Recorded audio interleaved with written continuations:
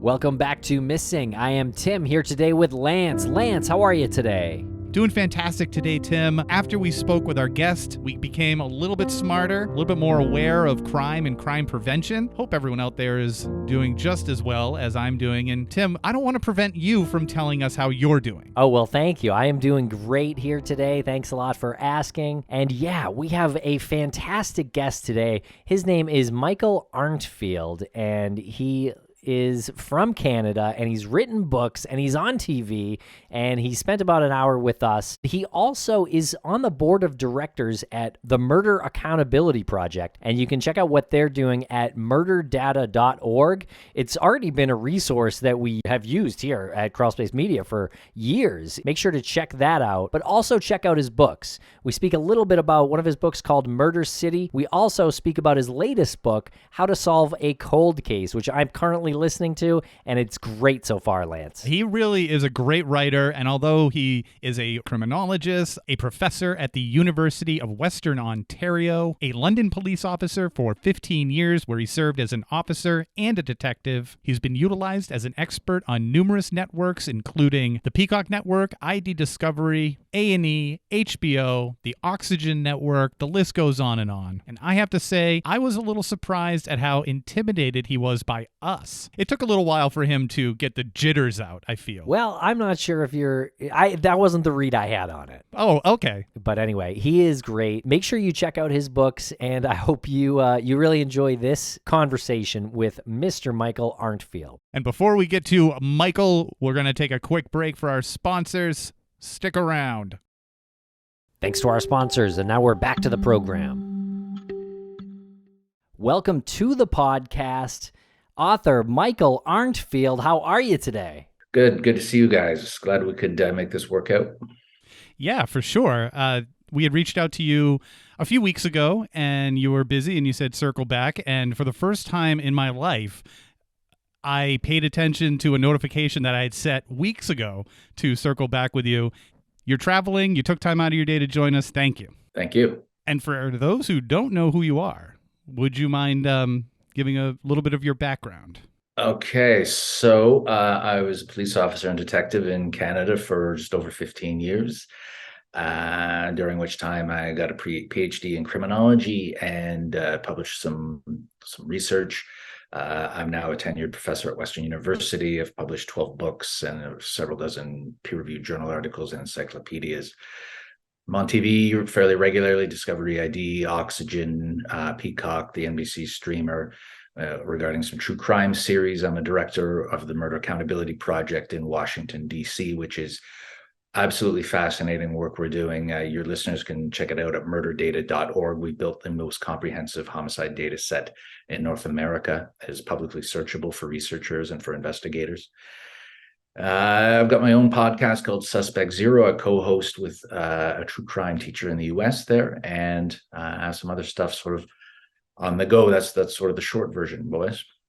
This is exactly what I was talking about, because an article popped up sort of on my news cycle, I guess, where it mentioned the serial killer capital of the world, which is in Canada, or was in Canada, and you wrote the book Murder City, which is about this.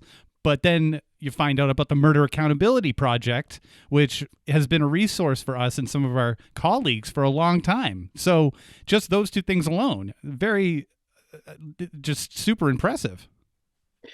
Yeah, thanks. We're very proud of. I'm proud of both accomplishments, but the Murder Accountability Project is really absolutely extraordinary, and what we've been able to do, in fact, to tie all this sort of together, cold cases, murder data, big data projects, is we got the bipartisan buy-in of both Republican and Democratic Congress people during Trump's time in office. And we had them, or asked them, or lobbied them to table a bill, bipartisan bill called the Homicide Victims Families Rights Act, which sort of died on the floor and dies with each sort of presidential administration, but has since been revivified under Biden and is now passed into federal law in the United States, whereby if a case goes cold for the prescribed period, the families of the victims, they're not getting anywhere with law enforcement, can bring a motion in court to have law enforcement by judge's order open up the files of that case to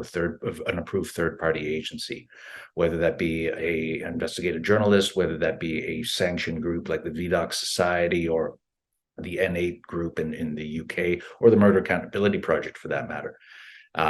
So this opens a new lane of accountability and I think dialogue with stakeholders, broadly defined, because as we've seen at Murder Accountability, or MAP as we call it, I mean, some of these cities have cases, dozens of connected cases, presumptively connected cases that have seen no action in years, if not decades. So it's time that somebody else get a crack at these.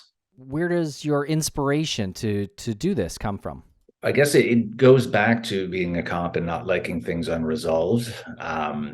Obviously, I took an interest in the cold cases in the London, Ontario, in Canada region, where I was a police officer. And during the early portions of my career, there was a cold case task force underway that really sort of let the rank and file know about what had happened in the past. And these are the cases ultimately tabulated in Murder City. But it wasn't for another 15 years before I got access to all of the real sort of primary source materials, which were the original investigators from the 60s and 70s notes, and stuff that presumably was available to the original investigators on this task force, but which had never really been consolidated in one place before, subjected to sort of the analysis that I put it through from a criminological perspective, knowing that a lot of these offenders who weren't caught are presumed dead or known to be dead, and that there won't be any official closure in the traditional sense in terms of an arrest announced, but that there can still be answers. And ultimately, that's what we're seeing more and more people want is just sort of an answer, not necessarily a day in court. And with your work, I guess, across the borders between the United States and Canada, what are some of the differences in how an investigation is run between the two nations? Great question. So the adequacy standards, at least on paper, are largely identical between both Canada and the U.S. Both Canada and the U.S. until recently have relied on what's known as the Uniform Crime Reporting, or UCR system, which is a standard fixed choice menu of basically how to walk police through an investigation. These are the things you're looking for. These are the things you have to report back to the government. In Canada, it's required. In the U.S., it's discretionary. So we see only about half of the departments have been reporting, and that's what we do at MAP: is go out and then find the missing annual homicide reports. That's changing a bit. Many U.S. agencies are moving to a more sophisticated system known as national incident-based reporting, which is going to create some problems. And both Canada and the U.S. are hobbled by the same issues that leave a lot of cases. In fact, in 2020, records set in both countries in terms of the total number of unresolved or uncleared homicides. In the U.S., it's a coin toss. Just a little over 50% nationally are solved or cleared. And I don't mean someone convicted and incarcerated. I mean a suspect even ever identified. In Canada, it's a little bit better. We don't have as many homicides. Some cities have close to as many per capita, but we're around sort of 65%.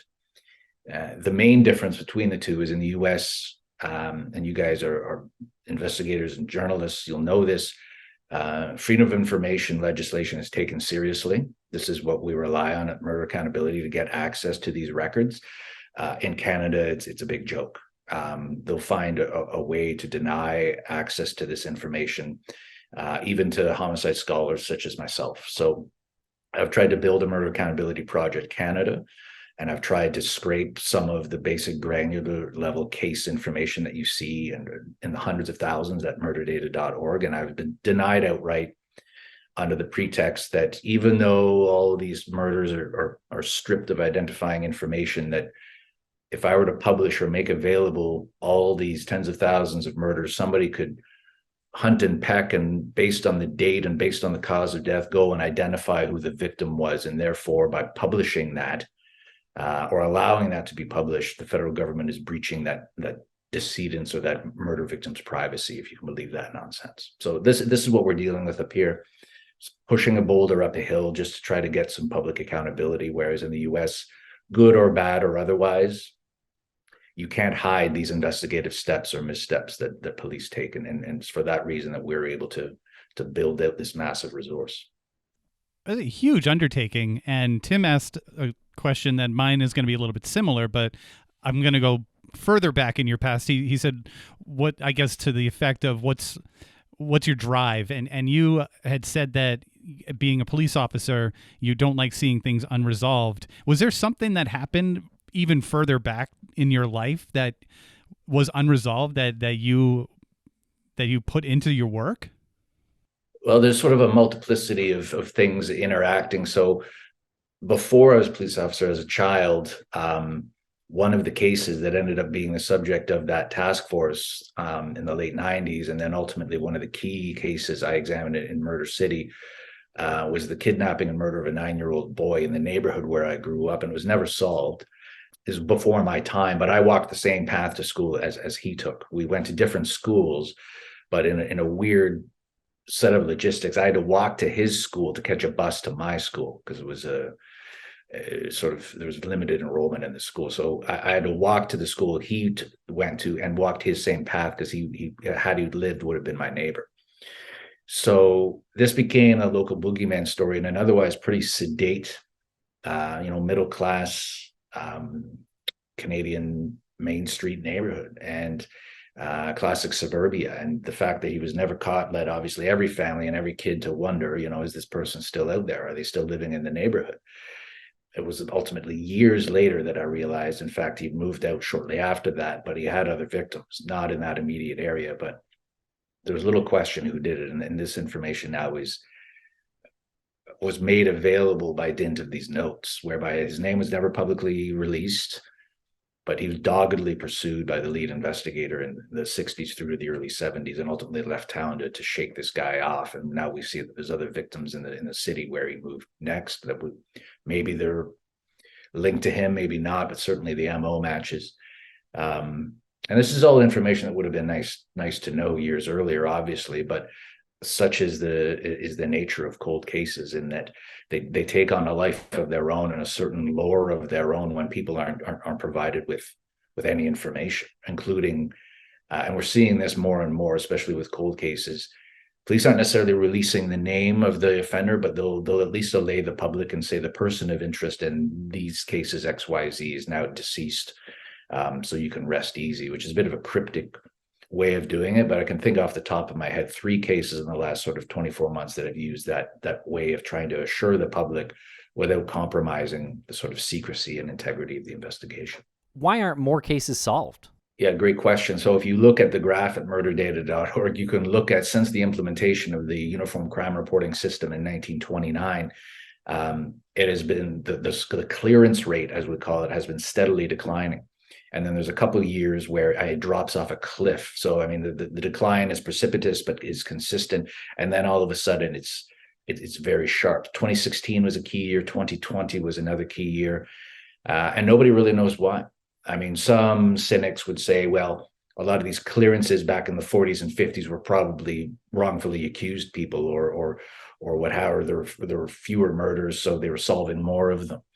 The latter may be true. I mean, are these all accounted for by bad clearances, by wrongful convictions? I very much doubt that. The difference between then and now is we see that murder just isn't a priority for many law enforcement agencies out of necessity.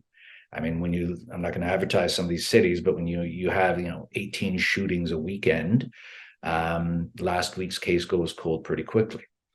And we see that a lot of major cities are actually dragging down the overall national average. So the national average in the US is a little better than 50%. But I mean, some cities is 28, 30%. So 3 in 10 get solved, 7 in 10 killers never end up on police radar. So that has a cumulative effect coast to coast when you've got major cities clocking those types of poor numbers. Another theory that's been floated is, beyond the fact that there's not a lot of resources, and not a lot of cooperation, quite frankly, in some communities with police, is that there's become an over-reliance on forensic methodologies like DNA, to the extent that traditional sort of shoe leather police techniques, knocking on doors, interviewing people, assembling circumstantial cases, which is how cases got solved for most of modern police work, that those skills have been numbed. And unless there's a ballistics hit or a DNA hit, they sort of are out of their depth, and they'll just sort of put it on a shelf and wait for a match to come back from the lab one day. And in the meantime, work the low-hanging fruit cases, which are the ones with DNA. And in the meantime, you've got all these ones accumulating. So it's an interesting theory to consider. On the Murder Accountability Project website, there is a link for murder clusters. Can you unpack that for us a little bit? What is a murder cluster? So great question. So we've got, give or take, 750,000 homicides in the data bank. We're in the midst of getting further previously never reported murders from the federal government that has been in violation of its own law since 1989. So the NCIS, the FBI, the Department of the Interior, which looks after Bureau of Indian Affairs and the National Park Service, none of these agencies have ever reported the murders they investigate back to themselves or back to the federal government. So we're getting that now. So our database will grow significantly. But what we've done for now, and we will continue to do, is we built an algorithm that essentially looks for commonalities in MO between two or more uncleared homicides in a census metropolitan area. So that could include a county or a city, again, the mega city, the census metropolitan area. And it relies on a number of points of analysis that simulates what's known as the Violent Criminal Apprehension Program, which is a much larger, complex system used by the FBI to track patterns or linkages in murders between states. We don't have the ability to look coast to coast and match a potential case in Maine to a case in New Mexico, but we can look as wide as a specific county. And these clusters are two or more open homicides that have compelling linkages as identified through our software.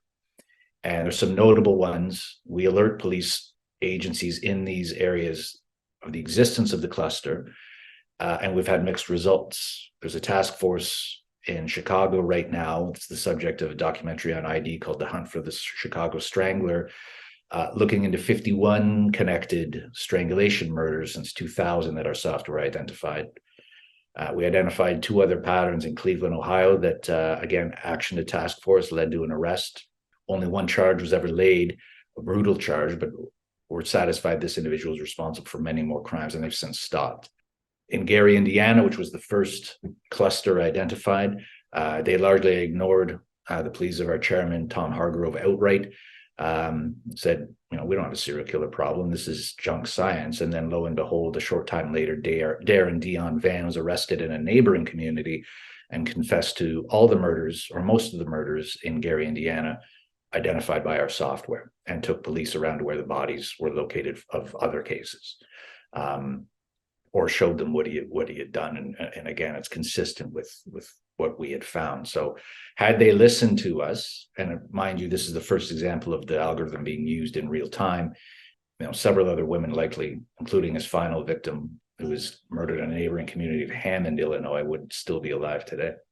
Wow. And how many murders make a cluster? Two or more. So that's consistent with the accepted definition of serial homicide, which is two or more victims in separate occurrences at separate times and places. The FBI's official definition still is three or more, and that's in U.S. code, largely to justify bringing them in.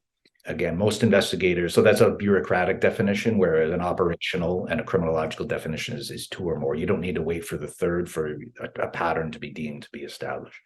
Right. So if I'm looking at the map and there's a cluster of, say, like 5 or 6 unsolved, it looks like fair to say that there's a killer there, or there could be. So this is part of what it's presumptively compelling, to the extent that what my students now do in my cold case research group at Western is, because the algorithm is only dealing with basic zeros and ones. It's just data. It's just looking for what has been recorded by police in terms of weapon use, in terms of age of the victim, in terms of potential motive. So my students then will go and find more qualitative data to either screen that in as a confirmed set of linkages or a false positive, screen it out. So we'll go and we'll pull media reports We'll find out if in fact, what's been reported to the Justice Department by the police agency in question is accurate, because there is some inaccuracies. We see a lot of inaccuracies in terms of coding the ethnicity of the victim, for instance. We see a lot of inaccuracies in terms of weapon or cause of death, even, or what we'll call manner of death. So cause of death could be any number of obviously sources of trauma, but manner of death is either homicide, suicide, accident, natural, or undetermined. So we'll see a lot of undetermineds, meaning police, coroner, medical examiner aren't really sure, that should probably have been reported as homicides. And that's a whole other issue entirely that we track, which is concealed or missing murders, of which there's about 2,500 a year in the U.S. Wow. Really interesting stuff. And I guess how do you enter things to the algorithm? Do you have like there's like 10 markers or something that you upload from articles? Not from articles, directly from Uniform Crime reports to which contain all that information. It has to contain ethnicity of the victim, age of the victim, weapon, motive if known or suspected, date, gender, obviously. So that's what we have to work with. Violent Crime Criminal Apprehension Program, or VICAP, has 300 and something points. So they get a lot of missed, and just filling out those forms among law enforcement is onerous, to the point many just don't do it. So there's blind spots all over the country. Our philosophy is you don't need 300 data points. You need to have 6 to at least get the ball rolling. I mean, VICAP gets into very esoteric details that, quite frankly, most detectives don't have the experience or training to even properly identify in the form. So, I mean, our objective is keep it simple, cast a wider net. Are we going to get some false positives? Yes. Do we have the resources to begin screening out those false positives and at least drilling down into the ones that look like Chicago, that are largely irrefutable? Absolutely. Because VICAP didn't identify Chicago. We identified Chicago. And when do you sleep? Yeah, while I'm driving. I shouldn't say that. No. And we'll be right back after a quick word from our sponsors. Thanks to our sponsors, and now we're back to the program. But okay, let's talk about London, Ontario. And you've written a number of books, and one of your books is called Murder City, and it is about London, Ontario. What is it about this place that has made it sort of renowned as the serial killer capital of the world? Well, it's not really renowned. I stumbled across that again once I started putting together the original source materials provided to me by the son of the deceased detective, who basically left them as a time capsule and said, like, I don't have the resources. I don't know what we were dealing with back then, but someday somebody will. And they made their way to me, and I synthesized all this data and compared everything. And many of these crimes that I knew had happened, I'd heard about them as a cop, they turn out to have been investigated as sexual homicides in the work of a serial killer. And that never really was made public. And once you start tabulating all of these and siloing them off by either a known offender, incarcerated convicted offender, or suspected linkages to an unsub still at large, you basically got 9 separate offenders operating in a bedroom community of 100,000 people. In many cases concurrently, in some cases consecutively, but at any given time, the serial killer to civilian population is per capita greater than any other city that I can find, at least in the G7 that keeps reliable data. So based on the available data, there's just no refuting that for 25 years, this otherwise unremarkable, what they called the Forest City, had a major serial killer problem. And there's all kinds of theories as to why. It sort of was the ideal operating ground for serial offenders for a number of reasons. One, it was one of the first outpost cities, first main sort of destination cities along the main highway system in much of urban Canada, which predates the U.S. interstate system by 4 years. And we know the drastic effect that interstate offending has had on communities and how serial killers have exploited the U.S. interstate to the extent that there's an FBI task force still looking at that. Well, we were living that reality years earlier than Americans. This is the one area where Canadians were actually ahead of the curve, ahead of Americans in terms of developing this type of infrastructure. And with that, came sexual deviants who were marooned in weird rural counties all over the place, now able to come to a city with a stocked pond of victims, a college, a university, many young people, a fall fair, all kinds of what we call crime attractors for motivated serial offenders. The other variables include the fact that it was a city where nobody wanted to talk about what actually happened there. It was the hubris and I guess pride of the city was impregnable, and no one was prepared to talk about what the school principal was up to, what happens at this particular church, what happens at this particular variety store, the Stanley Variety, which is discussed in the book. I mean, it was essentially a dead letter drop for child pornography. They would assemble there for screenings of underage exploited films exploiting children. So it's not a surprise that one of the teenage clerks there ends up murdered in a very ritualistic fashion by somebody drawn there, because they weren't really relying on confections and cigarettes to sell. It was a cover for something else. So, but nobody wanted to talk about that. And the third reason is, and it may just be an interesting coincidence, but London was one of Canada's two first consumer test market cities. So a lot of products actually that even Americans take for granted now, certain coffee blends, ATM banking, failed brands at major fast food outlets were beta tested in London, because demographers and advertisers knew that the city was so, there was such what we call demographic segmentation in the city. X number of retirees, X number of people on social assistance, X number of people who are students, X number of people who are affluent, X number of people who are passing through. And they realized that the city was a microcosm of their entire target market, and that there was very little cross-pollination between these groups because of that siloed effect of the city. So if you wanted to test a weird, again, sandwich at a fast food outlet, London would be the place to do it, because if you could make it there, any market in the country would work.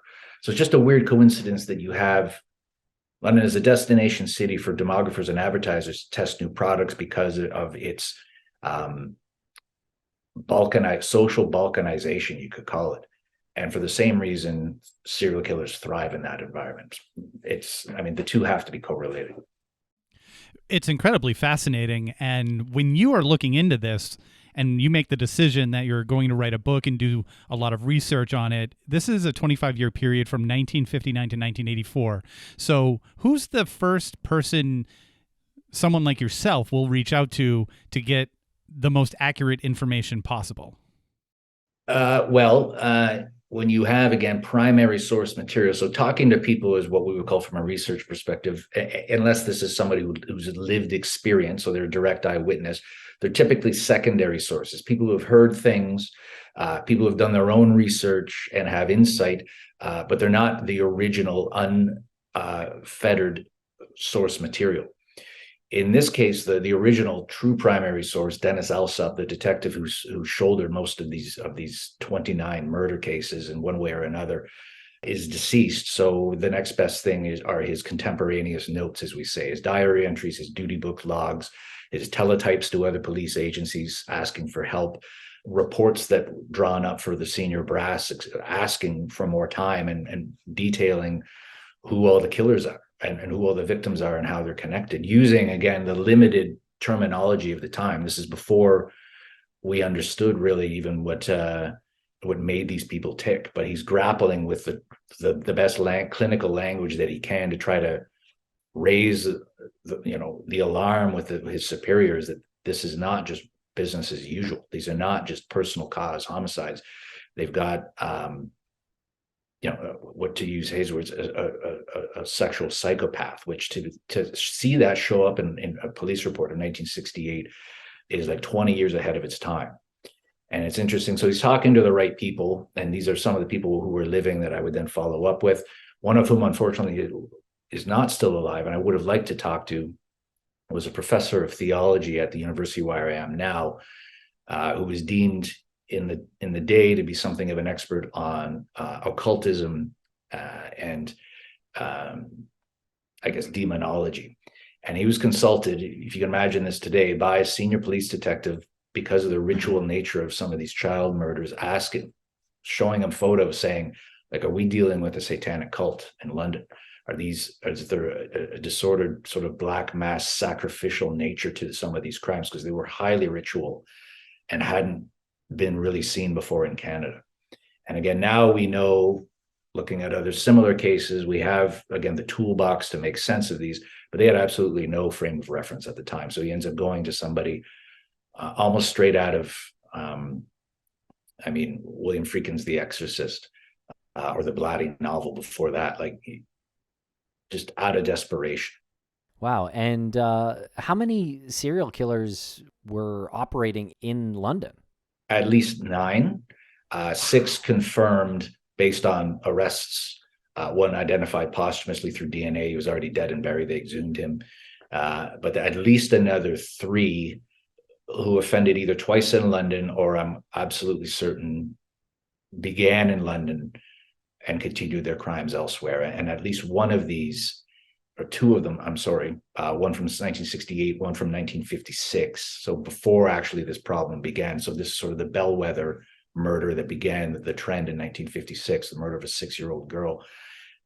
Both have DNA and rich DNA samples, and they are prime candidates for genomics, or what we call genealogical forensics, in that since the DNA data bank, which is identical to the one in the US, we use the same software called CODIS. Since it went online in 99, 94 in the US, there's been no match, meaning that the offender has never been processed into the system to make a match to the crime scene samples.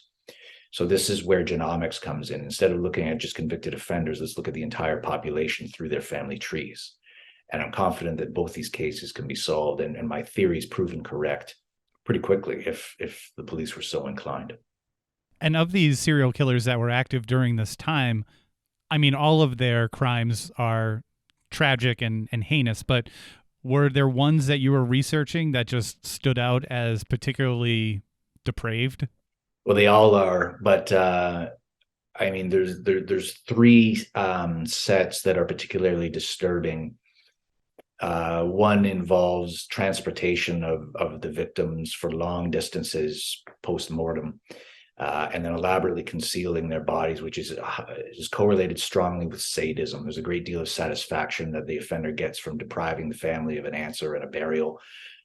He likely went back there and looked upon his work. In at least one case, it looks like he took a trophy in the way of her arm, and returns to the crime scenes in many cases to leave shrines at the crime scenes or taunts the family. So that's one set. There's another set involving the murder of young boys, where there's again a very ritualistic. These are the ones that the detective consulted the professor about. There's a very ritualistic, and I'm not going to get into it, but something done in terms of they're being undressed and redressed and then buried in the water or disposed of in the water that clearly has some symbolism and is linked to at least one other crime elsewhere committed by a separate offender who's now out on parole. And so these 2 somehow concocted. It's not a coincidence. They were both around the same age. They both operated within an hour of each other. And there's some significance to what's being done to these victims that it's bothered me that I can never get an answer to it. And it may be something only that makes sense to these twisted freaks that do this. But at least it would be a start in terms of studying and analyzing these people. So you're saying 2 killers had similar circumstances with their victims, and they also used the same water source, and you're saying you think those 2 killers somehow knew each other or were aware of each other's work? Not only aware of each other's work, but what was done to, so the first 2 boys were killed in 1968. While the one offender was in prison, he had a life sentence for trying to kidnap and murder a teenage girl. He's paroled out very quickly, targets of a young boy. So now he's changed his preferred victim and does precisely the same thing that was done in 1968. That information was never made public. And as far as I know, post 1968, these 2 people never had contact. So the contact is pre-68, when they both perhaps had a common abuser, experienced or observed something that had an indelible effect on both of them. And then they went out and began offending separately, but using precisely the same, not only MO, but signature. So something unique and idiosyncratic that has an emotional or sexual as a source of excitement for the offender, but that has no value added to the crime itself. And so for two people to share that delusion essentially, and not be operating in tandem, because we do know about 40% of serial sexual murders have an accessory, but they were either not alive or not in the same city or in jail and out of jail separately and never offended together, as far as we're aware. So the question is, what is the common origin of that ritual? It's just sort of a side question out of curiosity. Do you write criminal profiles for law enforcement? Yes and no, not officially for law enforcement. My group has been approached, obviously, by law enforcement as well as families. So, and this is sort of where the idea of the Homicide Victims Families Rights Act came into, or where I hatched it, and then the people at MAP had the same idea, essentially to provide analytical reports, letting them know if they're on the right track or not. So for law enforcement, your listeners might not know this, but this is a main difference, I guess, to rewind back to the beginning. In Canada, police operate autonomously, completely autonomously. They do not take direction from our equivalent of the district attorney, who's an appointed prosecutor. They are not elected. They take an arm's length approach to police investigations. Once charges are laid, they ultimately decide whether or not they're going to move forward with this. They're going to make action this out for a plea deal, the position they're going to take, so that they are not seen as directing the police. In the U.S., there is a much more of a hand-in-glove relationship, particularly in some municipalities. So we'll field requests sometimes to review confidential packages, basically prepared by police to present to the filing DA, basically. But so they want to charge someone with multiple murders. They can't just do that and hope for the best. They would need to consult with the district attorney, who decides at his or her discretion whether or not these charges are merited at this time, and will basically provide peer review for the quality of their work and whether or not their proposed linkages make sense based on the literature and based on other cases. And in the case of families, often we'll produce reports, and this is in my latest book, How to Solve the Cold Case, that they can bring actually to coroners or to medical examiners to lobby them to reopen cases closed either as accidents, suicides, or undetermined deaths, basically, whereby we'll say, based on the preponderance of evidence and these peer-reviewed studies, this should be deemed to be foul play until proven otherwise. And a snap judgment was made 10 years ago, and the family's been trying to get answers, and they don't through police. So let's work around that and go directly to the people who maintain death records, which are coroners, quite frankly. And in the United States, Centers for Disease Control, which obtains mortality data on every individual living in the United States. And when we compare those to police records of homicides, like I mentioned, there's a shortfall of around 2,500 to 3,000 annually, and the records never get married up. It's not as though a body goes for an autopsy and it's been already ruled an accident. The medical examiner or the pathologist, days later, when wounds materialize because of the way the blood settles in the body, realizes, in fact, this is suspicious and needs to be coded as a homicide. They don't get on the phone to the police department and say, you need to reopen this as a homicide. They file with the CDC, the police file with the Justice Department, and never do the two records meet again, other than through us at MAP. Wow. Did you say that 40% of serial killers have an accomplice?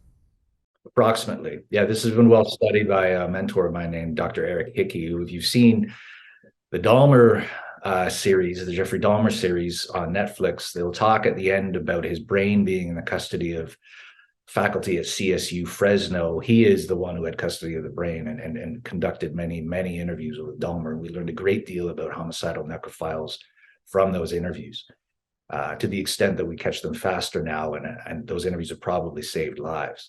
So he studied rigorously the practices and associations among serial offenders, and we see that somewhere between 3 and 4 in 10 during at least one of their crimes have a direct accessory, whether it be a lure to draw in children or other women, someone who helps them to dispose of the body, or someone who partakes in the actual crime, not necessarily the primary crime scene or the abduction, but certainly once the victim is confined, that they're prepared to commit these atrocities as well. And they're broken down. He's even broken them down by relationship. So male-led teens, what's the nature of the relationship? Cousins, co-workers, nephews, and uncles. Female-dominant teens, which are more rare, but this would be sort of your Murders on the Moor scenario with Myra Hindley and Ian Moore, or arguably Carla Homolka and Par Bernardo here in Canada, which is a more recent case. But he's broken them down demographically and in terms of the interpersonal dynamics of the relationship. It's quite fascinating. Wow. And is that willing participants only? Precisely. Or again, presumptive data that can be gleaned. So information deemed reliable based on court records. So if someone says, provides state's evidence and pleads guilty and sends their accomplice up the river, you don't necessarily need an in-depth interview with them. The nature of the relationship has been established, and the nature of their collusion has been established on record in court. It's a bit unnerving to think about those statistics. Well, it is, and the question is, how do these people find each other? And especially if you have a very disturbed set of proclivities, for you to just raise this with somebody. I mean, a lot of these unfortunately materialize organically during, again, abusive, dysfunctional relationships between, again, males and females, and ultimately they figure out that they have sort of the same sadistic verve. The toolbox killers, I mean, there's an example of two sadistic sexual psychopaths who happen to meet in prison in the joint, and I mean, it's just bad fate, I guess, because ultimately their decision then is, once they both get out, they're going to reconnect on the outside. This is pre-internet, and then, as their moniker denotes, committed just absolutely horrible things to people. You have to ask yourself now, in a digital age, how much easier is it for these people to connect? Yeah, seriously. That is a terrifying thought, no doubt. We'll be right back after a quick word from our sponsor. And a thank you to our sponsors. Back to the program. And your newest book, How to Solve a Cold Case and Everything Else You Wanted to Know About Catching Killers. I'm listening to it now. It's excellent. In the intro, you mention a man who you're related to, Samuel Gray. And then you started talking about the killer gene and wondering if that's something that you could have too. Could you tell us a little bit about this? Well, I'm satisfied I don't, but certainly he likely did. And again, whether or not that's a recessive gene that eventually comes and goes depending on generations. I mean, there is, and this is to go back to Dahmer again, there is an improved understanding of the physiological and genetic hardwiring of people who commit these crimes. I mean, a lot of it is explained environmentally.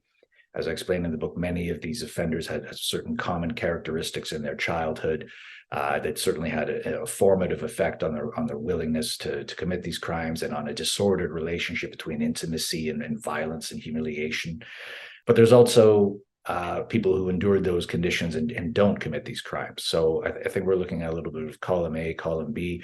The interesting story about Sam Gray is that, again, if you want to talk about genes, I mean, a few generations later, I'm descended from this person, and I'm doing exactly the opposite. And I'm using whatever inherited knowledge there may be. We only understand, we're just getting to understand the true nature of acquired and inherited knowledge now. But I'm using it to try to catch these people and to help law enforcement catch these people. So it's just an interesting, ironic twist.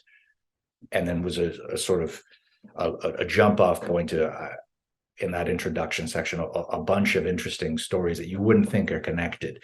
But that sort of is the nature of the book, is a series of vignettes connected in terms of letting people know that everything they think they know, I think, about this stuff has largely been misguided. And to circle back on London, Ontario, I guess, a two-part question. That must really do something to the makeup and the fabric of that community. And I'm curious how they're doing today. And also, have you taken those attributes from London, Ontario, and seen them in other places that could have potential nowadays to be a serial killer capital or hotspot? Yeah. So again, I mentioned this in Murder City. I look at, actually, for comparative purposes, some other U.S. consumer test market cities. And again, weird. It could be coincidence. It's not, I mean, purely scientific. You would need to take every single one, and I mean, years of work, but just superficially, you look at other consumer test market cities, on the surface, unreliable, not marquee cities, but that are deemed significant by demographers and advertisers and marketers.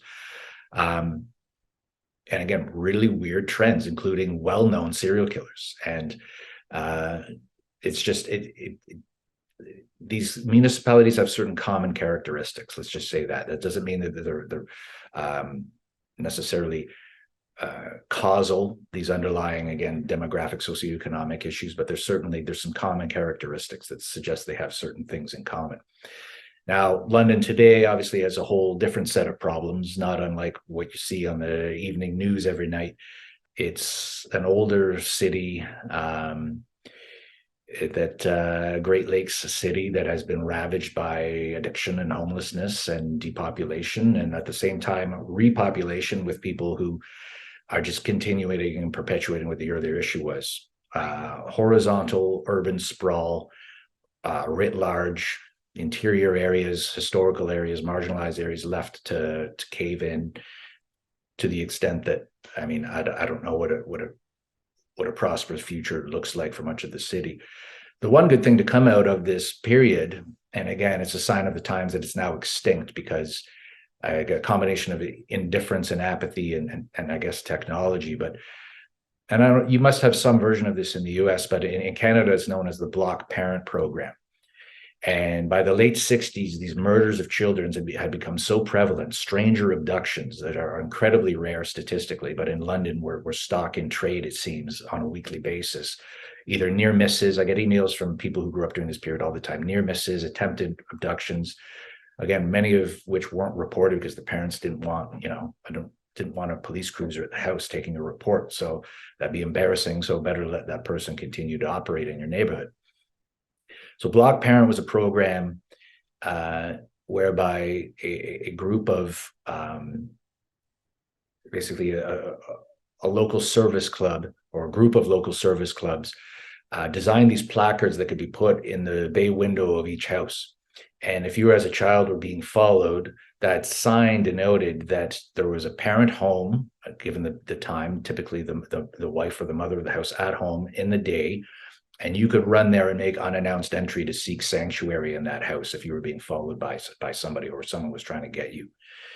So by the 70s, this almost becomes a status symbol, whereby the homemaker has this sign in a window and is a port in a storm for children being preyed upon.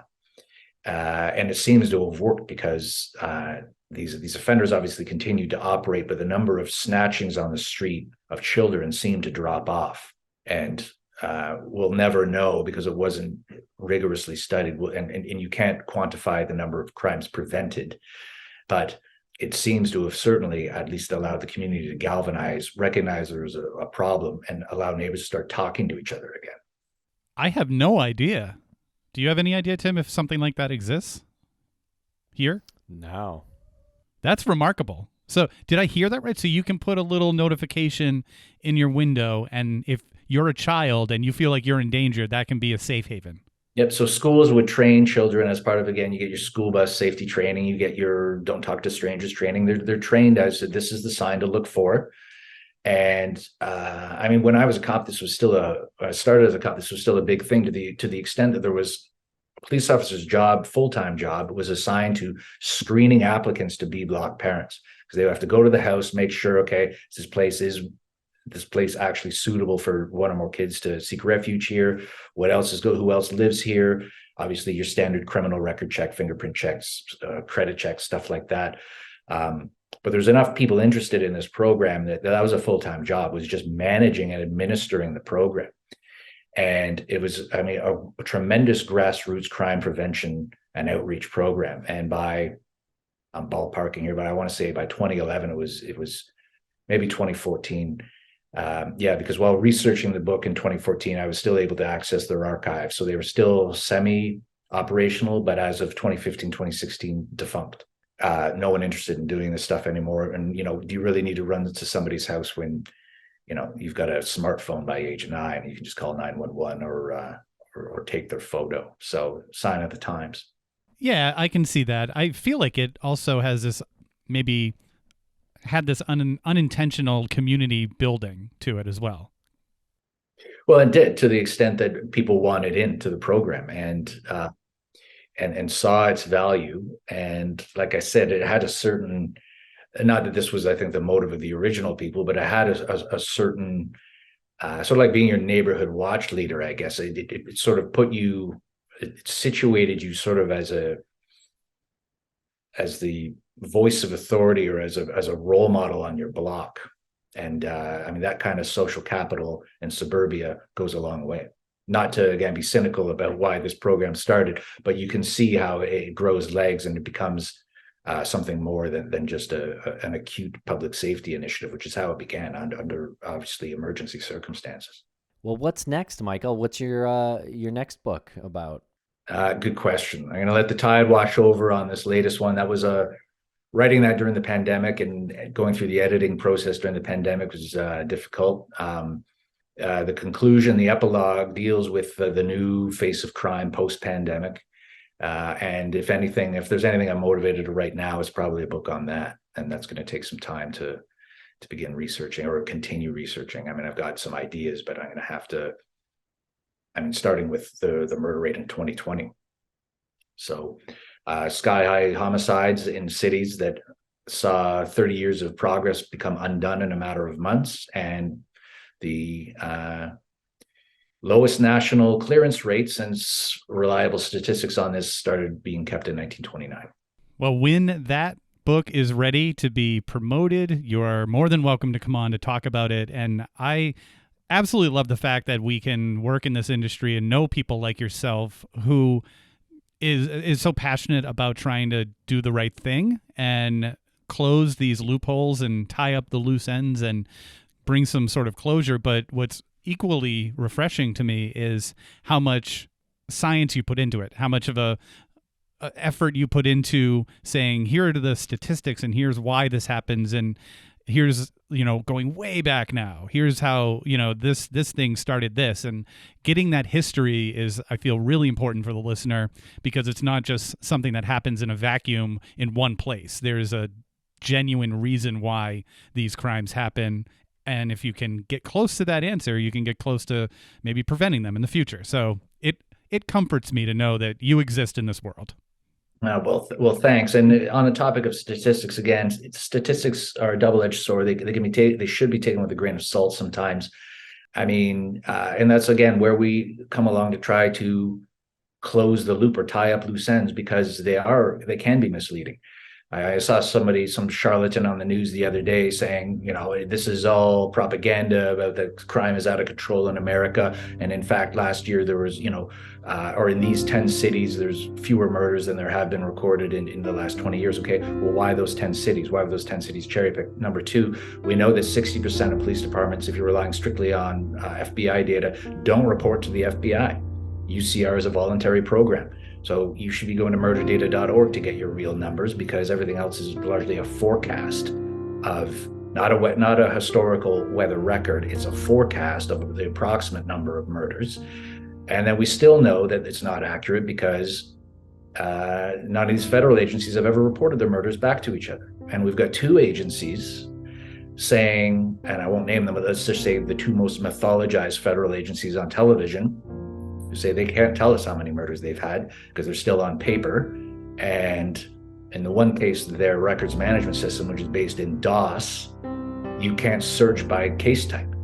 So unless you have a specific file number you want to call up, like an old school library Dewey Decimal System, they can't just browse for murders in 2020 and hand us over a total.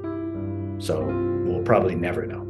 So if you're hearing statistics, I would say be wary of your source that's on this topic. That's the only caveat I would add there.